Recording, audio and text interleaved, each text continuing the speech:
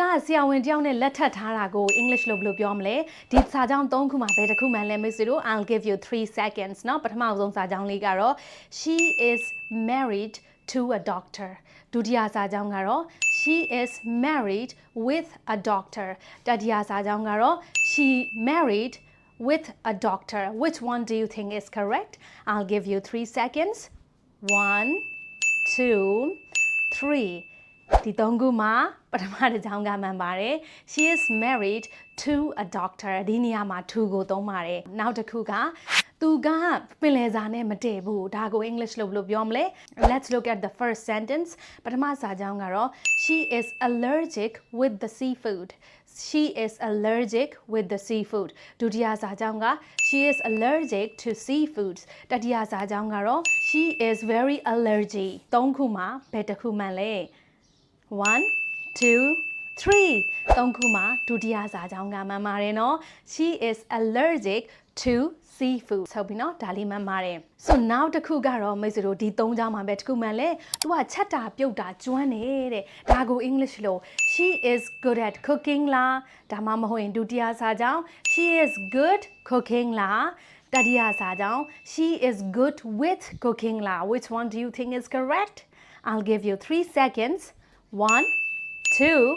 3ဒီပထမစာကြောင်းလေးကမှန်ပါတယ်နော်သူချက်တာပြုတ်တာကျွမ်းတယ်လို့ပြောတဲ့အခါမှာ she is good at cooking ဟုတ်ပြီနော်မိတ်ဆွေတို့ကတခုခုနေရာမှာကျွမ်းနေဆိုရင် good ရဲ့နောက်မှာ at ကိုထည့်ပါတယ် good at ဒီစာကြောင်း3ခုမှာပဲတခုကမှန်လဲမိတ်ဆွေတို့ဒီဗီဒီယိုထဲမှာအကုန်လုံးမှန်လို့ရှင်တော့မိတ်ဆွေတို့ English က amazing ပါပဲနော်ဆိုတော့ let's start with the first one ပထမတစ်ခုကတော့ငါဖုန်းလိုက်ရှာနေတယ်လို့ပြောတဲ့အခါမှာဘယ်တစ်ခုမှန်လဲပထမတစ်ခုက I'm looking at my phoneဒုတိယတစ်ခုက I'm looking my phone တတိယတစ်ခုက I'm looking for my phone which one do you think is correct 1 2 3 so the correct answer is number 3 I'm looking for my phone တခုခုလိုက်ရှာနေတယ်ဆိုရင် looking for အလုပ်တစ်ခုလိုက်ရှာနေလားအလုပ်တစ်ခု I'm looking for a new job လို့ပြောပါမယ်နောက်တစ်ခုကိုကြည့်ကြည့်ရအောင်ငါမင်းကိုနောက်မှဖုန်းခေါ်မယ်နော် English လို့ I will call you laterဒါမှမဟုတ်ရင် I'll call to you later နောက်တစ်ခုက I'm calling you later ဆိုတော့ဘယ်တစ်ခုကမှန်လဲ which one do you think is correct 1 2 3ဘယ်တစ်ခုမှန်လဲ I'll call you later ငါမင်းကိုနောက်မှဖုန်းဆက်မယ်လို့ပြောတာပါဆိုငါမင်းကိုနောက်မှဖုန်းဆက်မယ်မယ်ဆိုတဲ့အချိန်မှာ will ထည့်မယ် I'll call မင်းကို you later တခါတည်းနောက်မှဆက်မယ်ပေါ့နော် I'll call you later ဒီစာကြောင်း3ခုမှာဘယ်တစ်ကြောင်းကငါ့မှာရှိတာလဲဆိုတာပြောတာလေတစ်ချက်ကြည့်ကြအောင် I'm in my home လား I'm home လား I'm at home လား which one do you think is correct I'll give you 3 seconds 3 seconds မှာရအောင်ပြောကြည့်အောင်1 2 3ရပြီလားဘယ်တစ်ကြောင်းကမှန်လဲမိတ်ဆွေတို့ I'm at home ငါအိမ်မှာလို့ပြောချင်တာပေါ့နော်နောက်တစ်ခု I'm home ကကြတော့ဘာကိုပြောတာလဲဆိုရင်တနေရာကနေမိတ်ဆွေတို့ကအိမ်ရောက်ပြီဆိုရင်အိမ်ကလူတွေကို I'm home ငါအိမ်ရောက်ပြီနော်လို့ပြောတဲ့အခါမှာအဲ့တစ်ကြောင်းသုံးပါတယ် so let's look at the next one နောက်တစ်ခုကလည်းငါ America မှာလို့ပြောတဲ့အခါမှာ which one do you think is correct ကြည့်မယ်နော်ပထမတစ်ခုက I'm in America ဒုတိယတစ်ခုက I'm in the America တတိယတစ်ခုကကြတော့ I'm in the US which one is correct 1 2 3ဒီမှာကတော့နှစ်ခုမှန်ပါတယ်เนาะဘာလဲဆိုလို့ရှိရင် I'm in America လည်းပြောလို့ရတယ်လို့ I'm in the US လည်းမိတ်ဆွေတို့ပြောလို့ရပါတယ်နောက်တစ်ခုကကျတော့ငါကားတစ်စီးဝယ်ချင်တယ်လို့ပြောတာပါဘယ်တစ်ကြောင်းကမှန်လဲ I want a car I want to buy a car or I want buy a car so which one do you think is correct 1 2 3 I want a car I want to buy a car ဒီမှာနောက်တစ်ခုလည်းပြောလို့ရတယ်စကားပြောမှကျတော့ want to ကိုတိတ်မပြောဘူးဘာပြောလဲဆိုရင်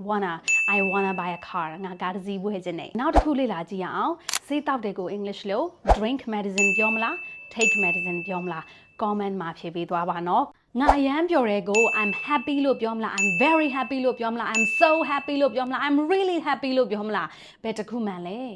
1 2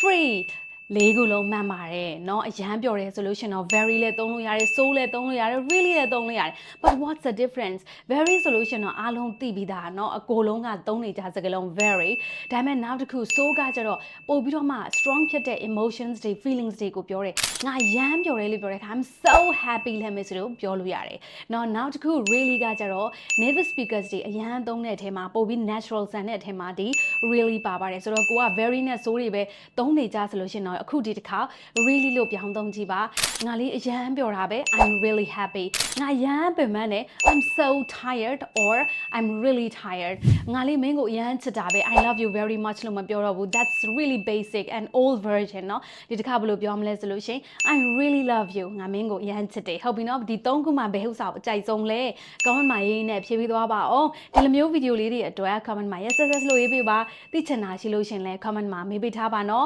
တင်တန်းလေးစုံစမ်းချင်တယ်ဆိုလို့ရှင်တော့ဒီဖုန်းနံပါတ် Viber မှာမနက်10:00နာရီကနေ9:00နာရီအထိ message ပို့ပြီးတော့မှစုံစမ်းမေးမြန်းလို့ရပါတယ် Thank you so much guys see you on my next video